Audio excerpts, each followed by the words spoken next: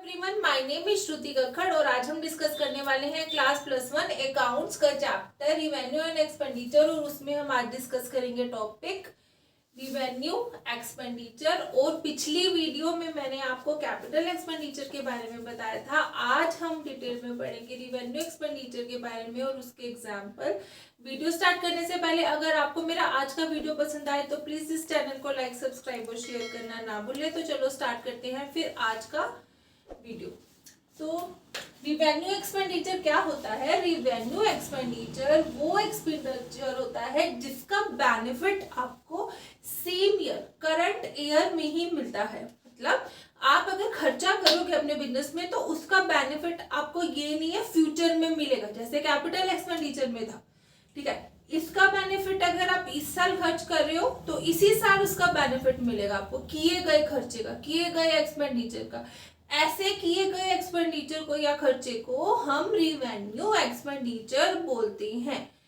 जैसे हम बनाते हैं फाइनल अकाउंट्स, तो उसमें जब हम trading and profit and loss account बनाते हैं तो इसके एक्सपेंडिचर साइड में हम जितने खर्चे लिखते हैं उसमें हमारे रिवेन्यू एक्सपेंडिचर आते हैं।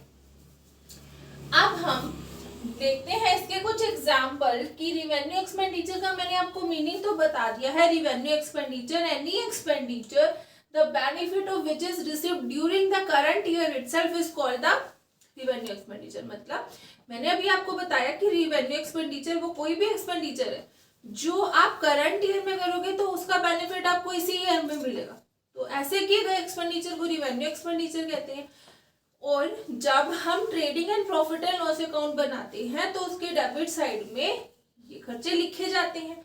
आगे अब हम इसके कुछ एग्जाम्पल्स जो है डिस्कस करने वाले हैं कि ये कौन कौन सी चीजें होती हैं जो रिवेन्यू एक्सपेंडिचर के अंदर आती हैं, जिसे हम trading and profit and loss में भी डिस्कस करते हैं, लिखते हैं। तो हम पहला एग्जाम्पल लेते हैं, expenditure incurred for the purpose of day to day running of the business. जो एक्सपेंडिचर बिजनेस को चलाने के लिए डे टू डे मतलब रूटीन में बिजनेस को चलाने के लिए जो खर्चे किए जाते हैं, ऐसे खर्चे रिवेन्यू एक्सपेंडिचर के अंदर आते हैं। जैसे कि अगर मेरा कोई बिजनेस है, कोई फर्म है, उसके अंदर मैं सामान बनाती हूँ तो मैन्युफैक्चरिंग एक्सपेंसेस, बेचने के लिए खर्चे, सेलिंग एक्सपेंसेस, ऑफिस एक्सपेंसेस, ये सब रिवेन्यू एक्सपेंडिचर का ही एक पार्ट है।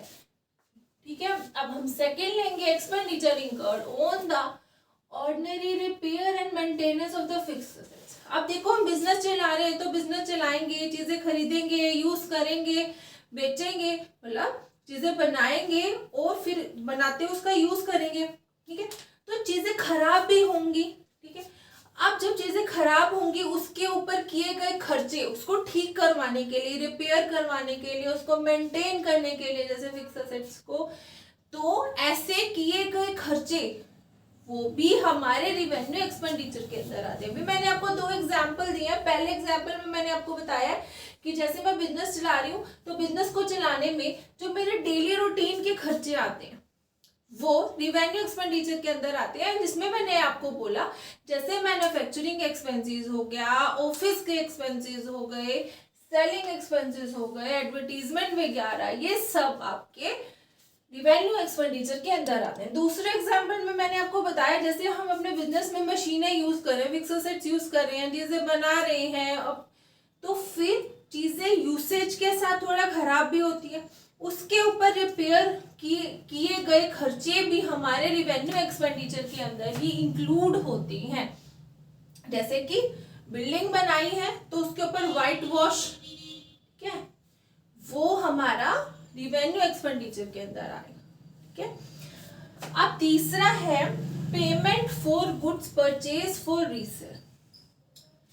अब हमने जो गुड्स परचेज किए हैं रीसेल के लिए तो उसके ऊपर किए गए पेमेंट भी हमारी रिवेन्यू एक्सपेंडिचर के अंदर ही आती है। Payment for goods purchase for resale मतलब पेमेंट करनी है उन गुड्स की जिसको हमने खरीदा है आगे सेल करने के लिए, मतलब लंबे समय के लिए नहीं खरीदा। जैसे हम लैंड एंड बिल्डिंग खरीदते हैं या मशीनरी खरीदते हैं कि हम उसको जब खरीदते हैं तो बेचने के पर्पज से नहीं खरीदते, बट जो चीज़ें हम खरीदते हैं अपने बिजनेस में कि आगे अब उसका यूज़ करके उसे रीसेल करेंगे, तो ऐसे खर्चे भी हमारे आएंगे रिवेन्यू एक्सपेंडिचर में। फोर्थ है हमारा डेप्रिसिएशन ऑन फिक्स असेट्स। अब फिक्स असेट जैसे हमारी मशीनरी हो गई, हमारे मोटर व्हीकल हो गए, जैसे हम उसको यूज करेंगे तो यूज करते हैं, तो जब यूज करेंगे तो उसकी वैल्यू घटती है, ठीक है, तो वो जो वैल्यू घटती है वो भी हमारी रिवेन्यू एक्सपेंडिचर के अंदर ही आती है। फिफ्थ है purchase of raw material for converting into the finish goods. मतलब जो हम रॉ मटेरियल खरीदते हैं ताकि उसको फिनिश गुड्स में कन्वर्ट कर सकें, और फिनिश गुड्स में कन्वर्ट करके फिर आगे हम उसको मार्केट में बेच के प्रॉफिट कमा सके, तो ऐसे किए गए खर्चे भी हमारे रिवेन्यू एक्सपेंडिचर के अंदर आती हैं। आगे है interest on loan and interest on capital for the period after the assets is put on use. मतलब इंटरेस्ट ऑन लोन और interest on capital for the period, उस समय के लिए, after the assets is put on the use, ये भी हमारे revenue expenditure के अंदर आते हैं।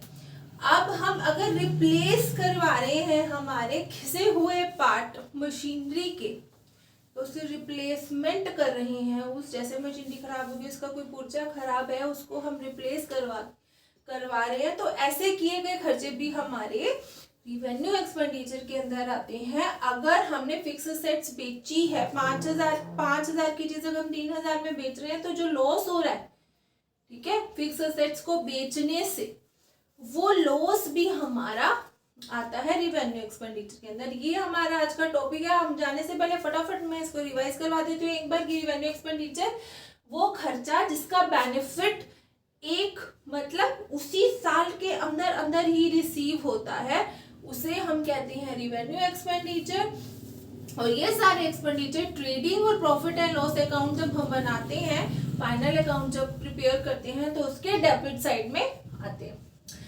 उसके बाद हमने क्या करना है, उसके एग्जाम्पल मैंने डिस्कस करवाए थे कि इसमें कौन कौन सी चीजें इंक्लूड होती हैं। जैसे बिजनेस को चलाने के लिए जो हम डे टू डे खर्चे करते हैं, जैसे मैन्युफैक्चरिंग का खर्चा, सेलिंग एक्सपेंसेस, ये इसके अंदर आते हैं। दूसरा रिपेयरिंग का खर्चा और मेंटेनेंस का खर्चा फिक्स असेट्स का, वो भी रिवेन्यू एक्सपेंडिचर के अंदर आता है। अगर लॉस हो गया फिक्स असेट्स को बेचने से, वो भी इसके अंदर इंक्लूड होता है। रिप्लेसमेंट मतलब एग्जिस्टिंग मशीनरी जो है, अगर हम उसको उसके घिसे हुए पार्ट को अगर हम रिप्लेस करवा रहे हैं, वो भी इसके अंदर आता है। डेप्रिसिएशन ऑन फिक्स असेट्स भी इसके अंदर इंक्लूड होता है।